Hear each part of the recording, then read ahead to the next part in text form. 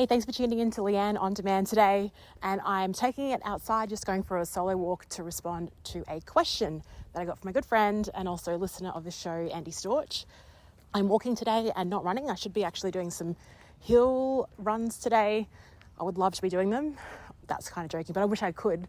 I've just got a niggling Achilles injury, which is kind of annoying. It happened last year, and then just with all the running, and then I played a game of netball on top of that the other night, and it's flared up again. So I've had some dry needling in the calf.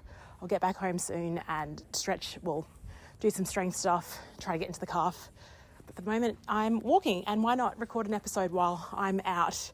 So Andy asked this question. He said, when you get a chance, I would love to hear your process and strategy for recording your daily podcast. I know you do some in the office and will do many while out walking.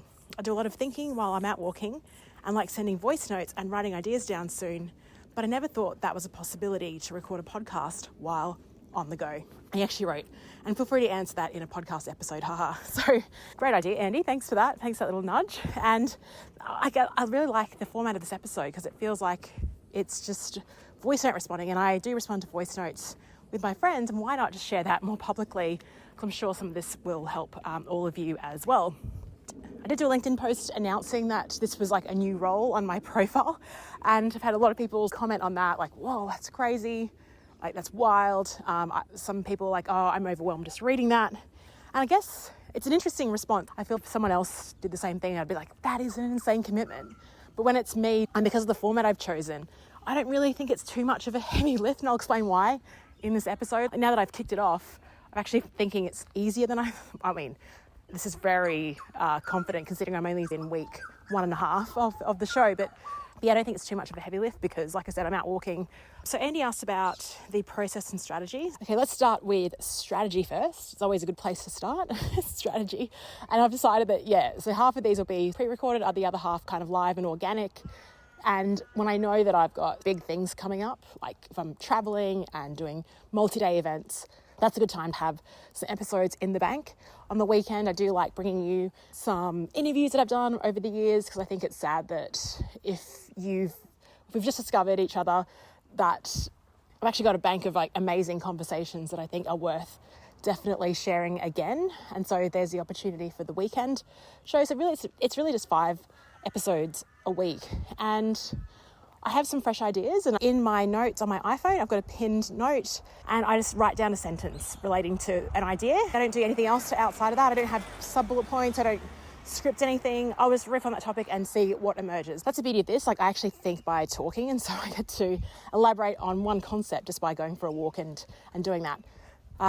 Podcast ideas, what I've discovered since starting is that now I just spot ideas everywhere. I'm like, oh, that should be on the show. Or like that episode with Julian is like, oh, this is so good. Let's just capture that. And I love the spontaneous element of that and just exploring what comes to mind. So yeah, I've got a combination of both. Then when it comes to recording it, so I'm just out recording on my iPhone and voice notes. I don't have any microphones. I'm just using it as a speakerphone. So if you were to see me now, I'm just holding it like 3 inches from my mouth and just talking into it and just keeping it simple. You don't need any extra gear. If I'm doing it at the computer, I just use my regular podcasting gear. This is my microphone using a tool called Descript. So when I get home from today's episode, as an example, from walking, I will throw it into Descript. That is like such an amazing tool, by the way. I'll link to it in the show notes. What that allows you to do is just kind of top and tail the episode. When I upload it into Descript, it automatically transcribes it. And within the tool, it then creates show notes as well with one click. And that's why I think in 2025, it's actually more easier than ever to podcast. These tools were not around back in 2018 when I first launched my show. I had someone that would edit in GarageBand. I'd have a VA that would actually listen to the show and write the show notes. But all of this now is pretty much instantaneous. Descript is great. It has a tool where it can, like, let's just say I pause for 5 seconds because I'm crossing a road. It'll detect that, and then it will reduce the silence between what I'm saying. If I want, it can delete ums and ahs out. But yeah, so that's the editing tool, is Descript. And then when I upload it into my hosting platform, so I use a tool called Hello Audio. I'll link to these tools in the show notes. I am an affiliate for Hello Audio because I am a super fan of their tool. I've been on their podcast. I have about 40 or 50 different feeds within Hello Audio. I'm on their Powerhouse account. Those feeds are private podcasts for clients, for programs that I've run before. So any masterclass that I run, I'll throw it into a private podcast. If someone can't make the live Zoom call, they can wake up the next day and just listen to it without having to log in and have passwords and sit at their computer watching a video. I hate watching webinar recordings. I would much prefer to listen while I'm on the go, while I'm taking it outside myself. So with that Powerhouse account, I get 2 public feeds. So this feed is sitting as a public feed within Hello Audio. And then I just upload it into that. By the way, you're probably thinking I have a team of people working on this. I don't. I've been meaning to outsource maybe some of the weekend episodes. Honestly, the commitment to this really isn't that much. Like, I just record this. This will take about 10 minutes. I'll then throw it into Descript. That's another 5 minutes. It'll transcribe it. A really quick edit. Then it's uploaded and scheduled in. I also have a Google Sheet, which has all the different episodes I've recorded. I do have a bank of some pre-recorded episodes, which, like I say, I will use if I'm in transit or, not available to upload it, or I know that I've got a massive week coming up, I can just play them then. So whenever I do have an idea, my goal really is to capture it in the moment, because it's hard to reinvigorate that momentum. When you have an exciting idea, then you think, oh, I want to talk about that. And then a few days later, you look at it and go, oh, I'm not really interested in that.